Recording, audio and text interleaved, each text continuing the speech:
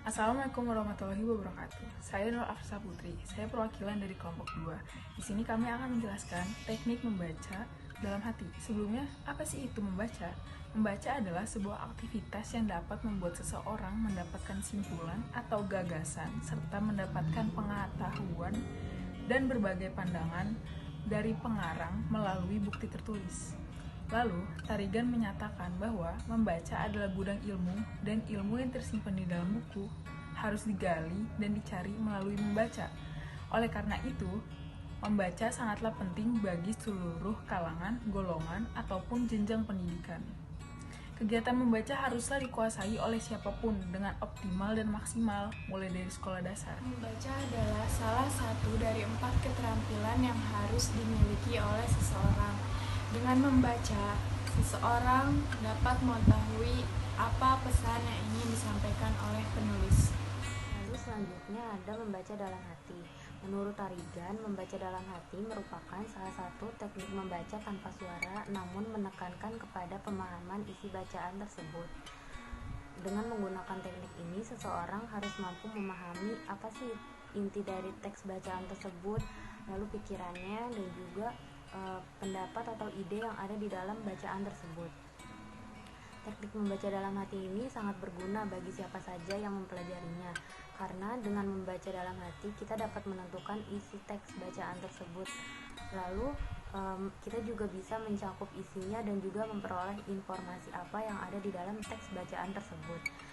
Jadi dapat disimpulkan bahwa membaca dalam hati merupakan salah satu wujud keterampilan untuk mengubah wujud tulisan menjadi wujud makna atau menerangkan isi-isi pokok yang ada di dalam suatu bacaan. Membaca dalam hati memiliki beberapa cakupan. Yang pertama itu adalah membaca ekstensif. Membaca ekstensif itu adalah membaca dengan sangat luas.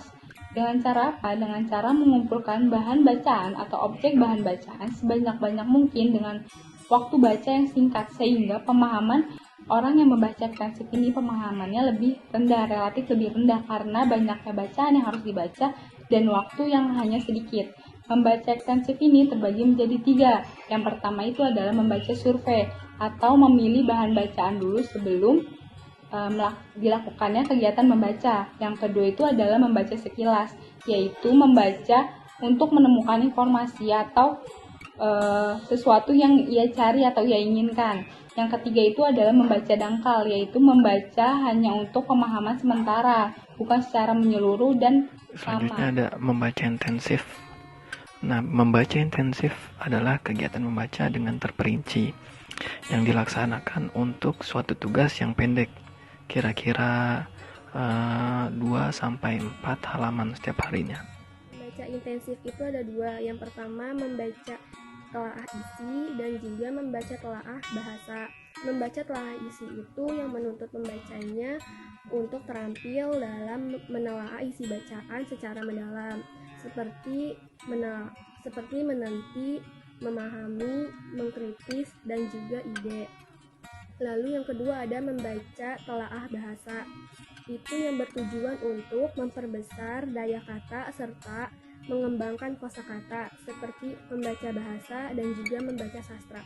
Mengukur kemampuan membaca adalah mengukur kecepatan membaca dengan cara menghitung jumlah kata yang dapat dibaca per menit. Dan adapun pengukuran membaca efektif terbagi menjadi 5. Yang pertama, SD sampai dengan SMP 200 kata per menit, SMA 250 kata per menit, mahasiswa 325 kata per menit, mahasiswa S2 sampai dengan mahasiswa S3 400 kata per menit, orang dewasa 200 kata per menit.